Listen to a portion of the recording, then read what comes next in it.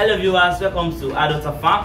It has been a long time that we have dropped videos for you guys, and like I told you guys, the reason why we haven't been dropping videos is because we are also a student, so we have schools to attend to and the rest of the stuff. So that was the reason why we haven't been dropping videos in this particular YouTube channel. So we are sorry. We are going to try much better so that we'll reschedule our school stuff, and we'll try in as much as possible to be dropping probably videos probably twice in a week or once in a week for this particular channel to be to be growing.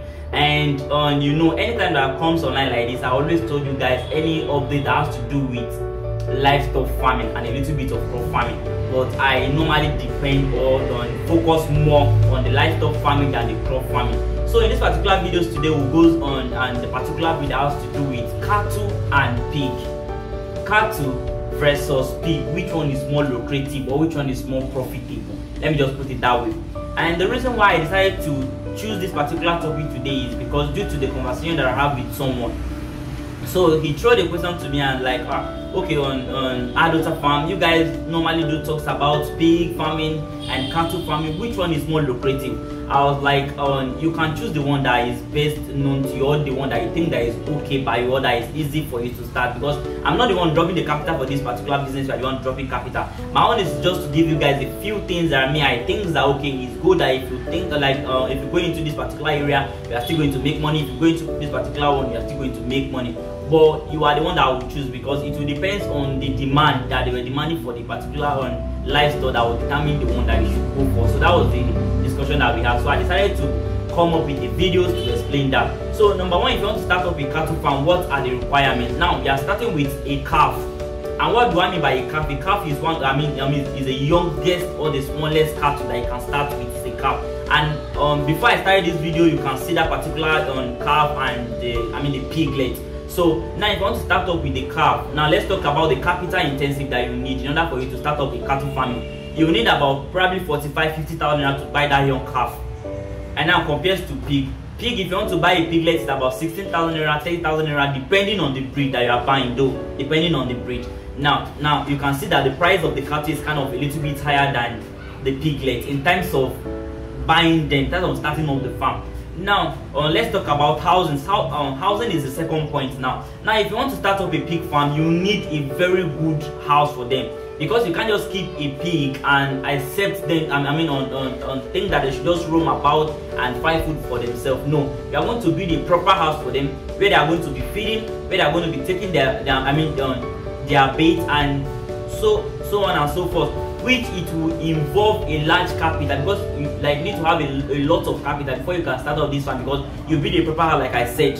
So why for cattle, you can just build a little shed and just keep them. And moreover, when they were still very small, like that young calf, that is when they require house. When they get to some certain age, or when they get to probably 6 months, 8 months, you can allow the cattle to sleep under the rain or under the sun. Nothing is going to happen to them, because they are very rugged and very strong. You can see that in terms of housing for the both, you can see that cattle is less while pig is high. You can see, so from those 2 points, you can see that anyone that you want to go into, you can just pick them from this particular 2 points. Now the third point is talking about the feeding. Feeding of cattle actually require a little capital, but not that real much compared to pig. Alright, cattle can just feed on the normal grass. The only time that you have challenges with cattle feed is during dry season, because during dry season that we are right now, there is no grass that is growing. So you need to go and buy feed for them. I need to take them around, buy some dry cassava peel, on corn, guinea corn, and the rest of the particular grass that you can give to them. So you need to be buying them around, because you can't just invade into someone else's farm and start and just allowing your cattle to feed on it. So you need to provide feed for them. So during dry season, you have issues with cattle feed, but still yet the feeding is still low compared to piglet. For as for pig, you need to buy feed starting from where you buy the piglet until the maturity state, until production state.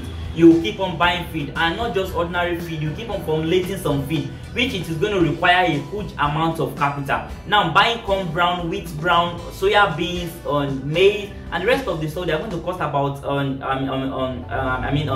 of naira, or 5,000 can be 1,000, can be 2,000. You see, so you are still going to put more money in terms of their feeding. While in cattle, the money that you'll be putting for the feeding will be less. So with this few points, I think that you should choose the one that you think that is okay, or the one that you have the capital to start up with. Now, the rest of is the harvesting period.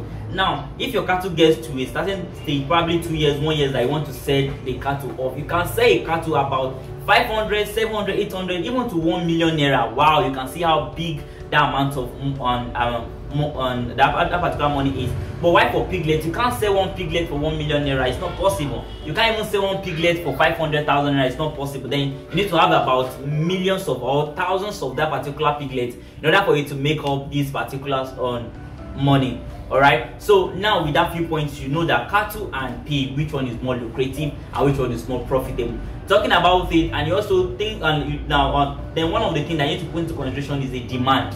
You can see that not everybody eats pig, not everybody can eat pork meat, but a lot of people eat do eat on cattle meat. I'm not condemning pig farming, no. In terms of reproduction, you can see that pig give birth more than cattle. So if you have a piglet, if you have a doe of pig that is giving birth to about 10, 14 pig, then, and if you have then like compared to 10 in your farm, then you can make actually you can make a huge amount of money compared to cattle as well. But if you are just raising one cattle and one piglet, I'm telling you that you can make more money in cattle than pig.